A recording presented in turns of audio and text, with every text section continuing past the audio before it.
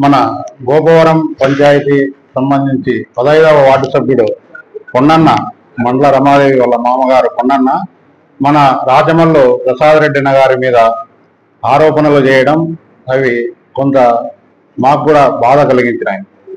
ఈ ఎపిసోడ్లో మొట్టమొదటి నుంచి కూడా నేను ఉన్నా కాబట్టి నాకు తెలిసిన విషయాలు మీడియా మిత్రులందరికీ తెలియజేసుకుంటున్నాను. అందరికీ నమస్కారం. మొదటగా ఆయన 3 ఆరోపణలు చేసినాడు. ఒకటి, గోపవరం ఉప సర్పంచ్ పదవి విషయంలో ఒప్పందం అనేది ఉల్లంఘన జరిగింది అని నెంబర్ 1.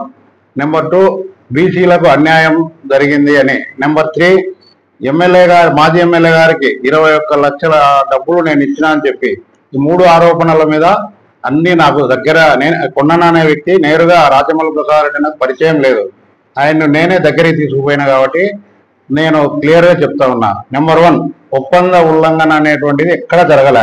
దానికి ఒక్కటే క్వశ్చన్, రాఘవేంద్రారెడ్డి ఎందుకు రాజీనామా చేస్తాడు? ఈరోజు అతను రాజీనామా చేయడం వల్లనే కదా మళ్ళీ ఉప ఎన్నిక నోటిఫికేషన్ వచ్చింది. అంటే అక్కడ ఒప్పందంలో భాగంగా ఆయన రాజీనామా చేపించినాడు. తర్వాత ఒప్పందం జరిగిన పరిణామాలు వచ్చేసి మీరందరూ కూడా అర్థం చేసుకోవాలి. టీడీపీ గవర్నమెంట్ రావడము, గవర్నమెంట్ వచ్చిన తర్వాత వెంటనే ఈ కొండన్న సర్పంచ్ మోసాన్ని తీసుకొని తెలుగుదేశం పార్టీ ఎమ్మెల్యే గారి వరదరాజరెడ్డి గారి దగ్గరికి వెళ్ళి ఆనాటి నుండి ఈనాటి వరకు తెలుగుదేశం పార్టీ సభ్యులుగానే వాళ్ళు కొనసాగుతూ ఉన్నారు. నెంబర్ 1, ఆయన కొండన్న గారు చేసిన తప్పు.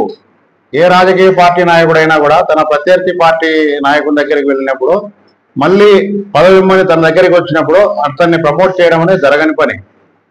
నెంబర్ 2, డబ్బులకు అమ్ముడుపోయినటువంటి వ్యక్తి కొండన్న.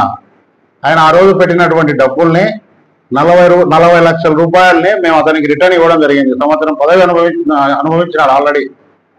అంటే ఉప ఎన్నిక అతను ఉప సర్పంచ్గా అనౌన్స్ చేసిన దగ్గర నుంచి ఈ జనరల్ ఎలక్షన్స్ ముందు సంవత్సరం టైం ఉన్నది, సంవత్సరం పదవి అనుభవించినాడు. గవర్నమెంట్ మారగానే 40 లక్షల డబ్బు స్వయాన ఆరోపణలు చేయడం కరెక్ట్ కాదు. ఒకటి, టీడీపీ పార్టీలోకి పోయినారు, అప్పుడే ఆ రోజే పోయినారు. 2, డబ్బులకు అమ్ముడుపోయినటువంటి వ్యక్తి. ఈరోజు మళ్ళీ అయినప్పటికీ కూడా మా రాజమల్లు ప్రసాద్ రెడ్డి మనసు పెద్దది కాబట్టి నా దగ్గరికి వచ్చినాడు కొండన్న. ప్రసాద్, ఒకసారి మళ్ళీ మనం అడుగుదాము, అన్న దగ్గరికి వెళ్దాంపా అంటే అన్న పోదాంపా అని చెప్పి నేను తీసుకొని వచ్చిన అతన్ని అడిగితే సరేలే ప్రసాద్ ఆలోచిద్దాంలే, 2 టైం ఉంది కదా, 27 కదా అని చెప్పి ఆయన ఎక్కడా కొండన్నను ఉప సర్పంచ్ వాళ్ళ కోడలను ఉప సర్పంచ్ చేయనని చెప్పి చెప్పలే. వార్డు మెంబర్ల మీటింగ్ పెడదాము, ఒకసారి ఒపీనియన్ తీసుకుందామని చెప్పి చెప్పడం జరిగింది. ఈలోపు వార్డు మెంబర్ల మీటింగ్ కండక్ట్ చేస్తే ఈయన మీటింగ్కు రాలే, 3-4 రాలే. ఎందుకు రాలే ప్రసాద్ అని చెప్పి నన్ను అడిగినాడు.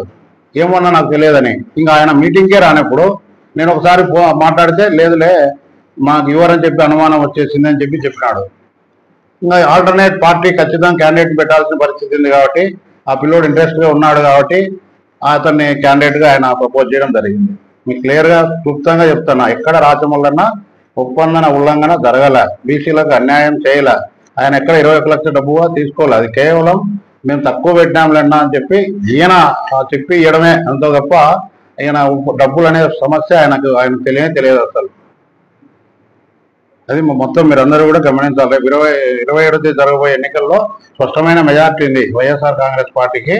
14 వార్డు సభ్యులు, ఒక సర్పంచ్, 15, 6 మంది. అంటే ఆల్రెడీ 2 తెలుగుదేశం పార్టీ సభ్యులు, 4 వైఎస్ఆర్ నుంచి పోయినారు. అంటే ఆల్రెడీ ఎలక్షన్ అయిపోయిన తర్వాత పోయిన వాళ్ళు ఈ రోజు కండువాలు వేసుకుంటారు. ఈ రోజు పోయిన వాళ్ళు కాదు, వాళ్ళు ఎలక్షన్ అయిపోయినాక వాళ్ళతో అసోసియేట్ అయ్యి కొనసాగుతున్నారు. ఇక్కడ 15, 6 అంటే వెరీ క్లియర్గా వైఎస్ఆర్సీపీ మెజార్టీలో ఉంది. 15, 6 వెరీ క్లియర్. ఇప్పుడే మా సోదరులు కొందరు చెప్పినారు, పార్టీ మారిన ప్రతి ఒక్కరికి పార్టీ పుట్టాల నుంచి వాళ్ళు లబ్ధి పొందిన వాళ్ళే. ఇప్పుడు కూడా వాళ్ళు పదవులలో ఉన్నారు, వార్డు సభ్యులుగా ప్రమోట్ అవుతున్నారు. ప్రతి ఒక్కరికి పార్టీ గౌరవించింది.